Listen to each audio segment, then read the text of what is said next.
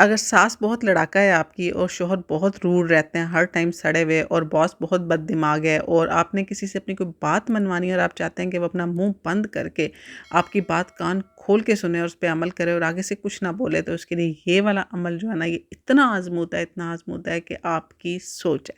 सल्लल्लाहु अला हबीबिही मुहम्मद व आलिहि व अस्हाबिही अजमाइन। अस्सलाम वालेकुम माय यूट्यूब फैमिली, कैसे हैं आप सब? आई होप आप सब ठीक ठाक होंगे, खैरियत से होंगे, मज़े में होंगे। हम भी अल्हम्दुलिल्लाह बिल्कुल ठीक ठाक हैं, खैरियत से हैं। हमें दुआ है कि अल्लाह ताला आप सबको भी शाद और आबाद रखें।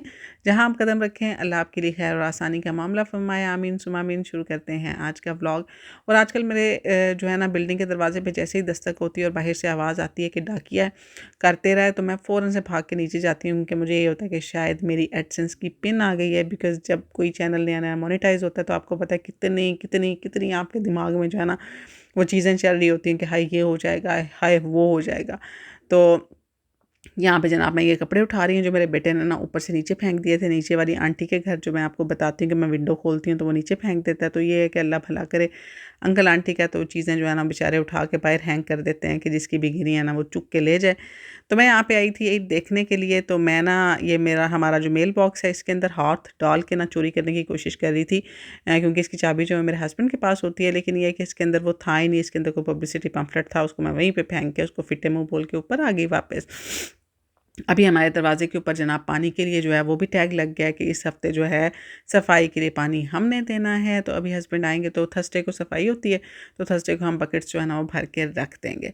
तो मैं बात कर रही थी आपके साथ कि जो जब मोनेटाइज़ होता है चैनल, तो कितने ख्वाब होते हैं आपके दिमाग में, कितनी सोचें होती हैं, इतने सवाल होते हैं। और मुझे तो आधे से ज़्यादा जो है ना वो मायूसी हुई है अपने सवालों के जवाब जान के, कि जितनी मुझे उम्मीदें थी ना, तो उसमें से किसी उम्मीद पे भी यूट्यूब पूरा नहीं उतरा। क्योंकि हमें ऐसा लग रहा होता है कि जैसे ही बस यूट्यूब चैनल मोनेटाइज़ होगा ना, तो ओए होए होए डॉलरां दी बारिश हो जानी साढ़े ते। लेकिन आपको ये नहीं पता कि इसके कितने स्यापे हैं। मैं ये सारी की सारी डिटेल वीडियो आपके साथ उसी दिन शेयर करूँगी जिस दिन मेरी एडसेंस की पिन आएगी। तो इस वास्ते हुण तुसीं दुआ करो कि मेरी एडसेंस की पिन जल्दी आ जाए, ताकि मैं आपके साथ वो सारे जो है ना चीज़ें शेयर करूँ जो कि मैंने फ़ील की हैं और मुझे बहुत बुरी लगी हैं, और मेरी सारी की जो आस उम्मीद है ना वो टूट गई है। अच्छा जनाब, यहाँ पे हमने रोज़ा खोल लिया था, और आज मैंने अपने हस्बैंड को बोला कि बहुत टाइम हो गया, हम घर से बाहर नहीं निकले, तो आज ज़रा कॉफ़ी शॉफ़ी पिला दें। चाय मैंने कोई नहीं बनानी, तो इस वजह से फिर हम निकल गए कॉफ़ी पीने के लिए। और कॉफ़ी पिलाने के लिए भी मेरे मियाँ साहब एड्डी दूर लेके गए कि वापस आने तक हमारी जो है ना अफ़्तारी शफ़्तारी हज़म हो गई थी, और दिल कर रहा था कि दोबारा से कुछ बना के खा लिया जाए। लेकिन फिर हमने कुछ नहीं खाया और हम जनाब रेस्ट करने चले गए। आके नमाज़ पढ़ी, तकरीबन हम 9:30 वापस आए, पौने 10 हो गए थे। उसके बाद आके मुश्किल से नमाज़ पढ़नी हुई, हड्डी हड्डी हिल रही थी, क्योंकि मियाँ साहब ने बोला था कि पैदल जाना है और पैदल ही आना है।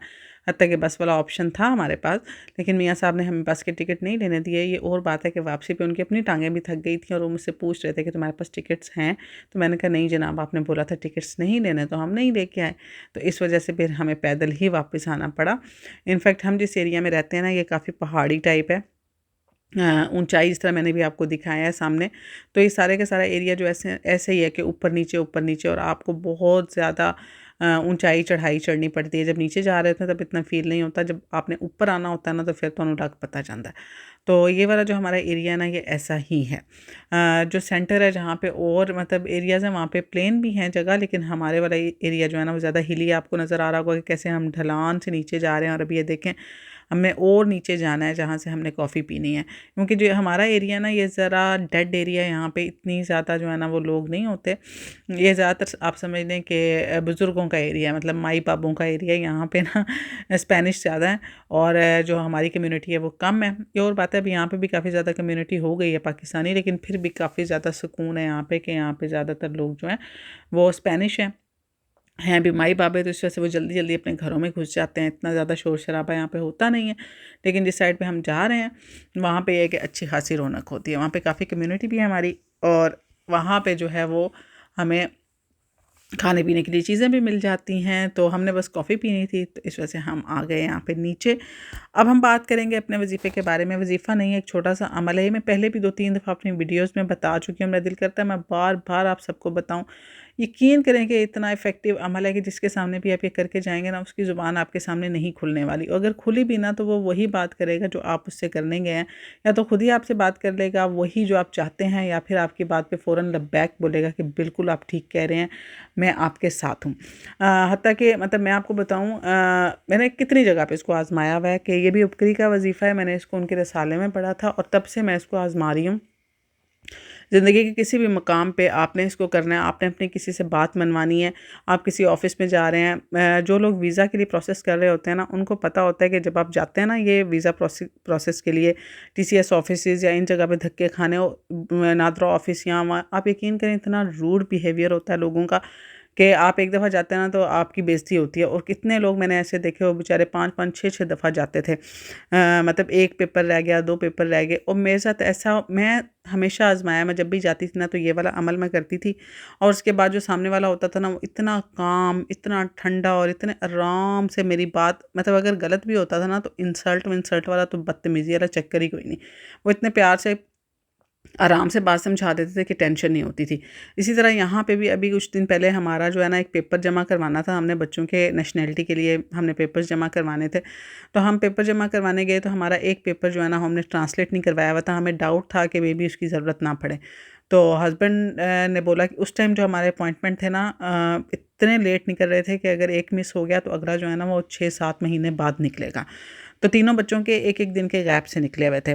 हम लोग जब पेपर जमा करवाने गए तो तीनों बच्चों के ट्रांसलेट नहीं हुए हुए थे। हमने सोचा कि पहले एक का करवा के देखते हैं, तो अगर एक का ना हुआ तो फिर हम अगले 2 का करवा लेंगे, उसका फिर पता नहीं कब का अपॉइंटमेंट निकले।